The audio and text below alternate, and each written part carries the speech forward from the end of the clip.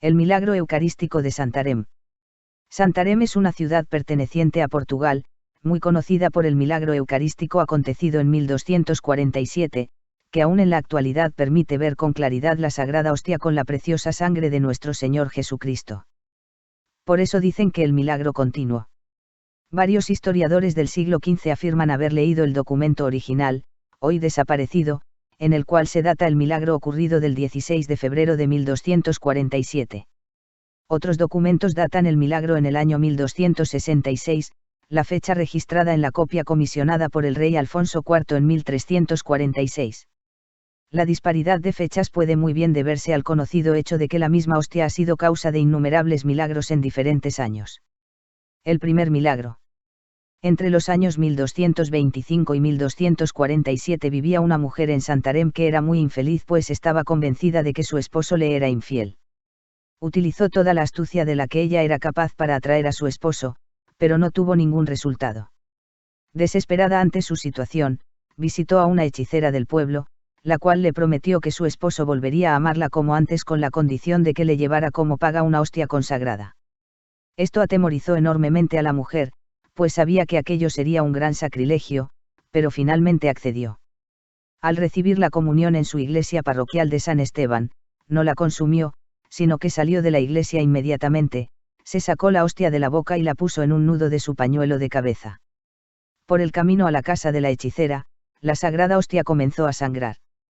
La mujer no se dio cuenta de lo que ocurría hasta que se lo comunicaron otros transeúntes, pensando que era ella la que sangraba. El pánico estremeció el corazón de la mujer. Se fue a su casa y puso la hostia, envuelta todavía en el pañuelo, en el fondo de un baúl de cedro donde guardaba sus pertenencias en su habitación. Allí se quedó, con gran temor, todo el día hasta que anocheció. Cuando su esposo llegó a la casa tarde esa noche, se fueron a dormir, aunque lo más seguro es que ella no descansara mucho.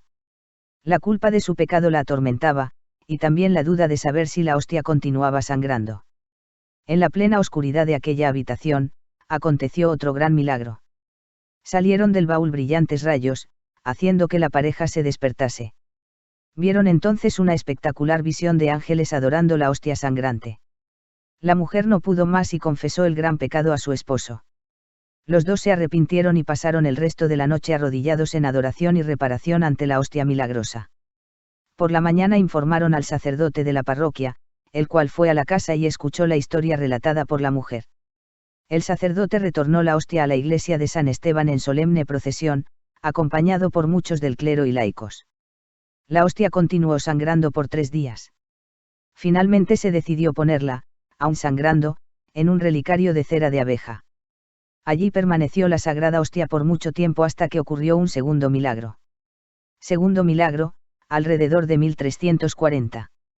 El sacerdote encerró la sagrada hostia en un envase de cera y lo colocó en el tabernáculo. Fue entonces que ocurrió otro milagro. Cuando el sacerdote abrió la puerta del tabernáculo, el envase de cera se había roto en muchos pedazos. En su lugar había un envase de cristal que contenía la sangre de la hostia mezclada con la cera.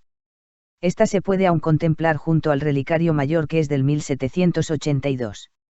En la actualidad la sagrada hostia se mantiene en un trono eucarístico del siglo XVIII, sobre el altar mayor.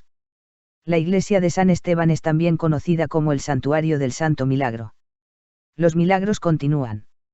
A través de los siglos, la hostia ha emitido nuevamente sangre y en ella se han visto aparecer varias imágenes de nuestro Señor Jesucristo.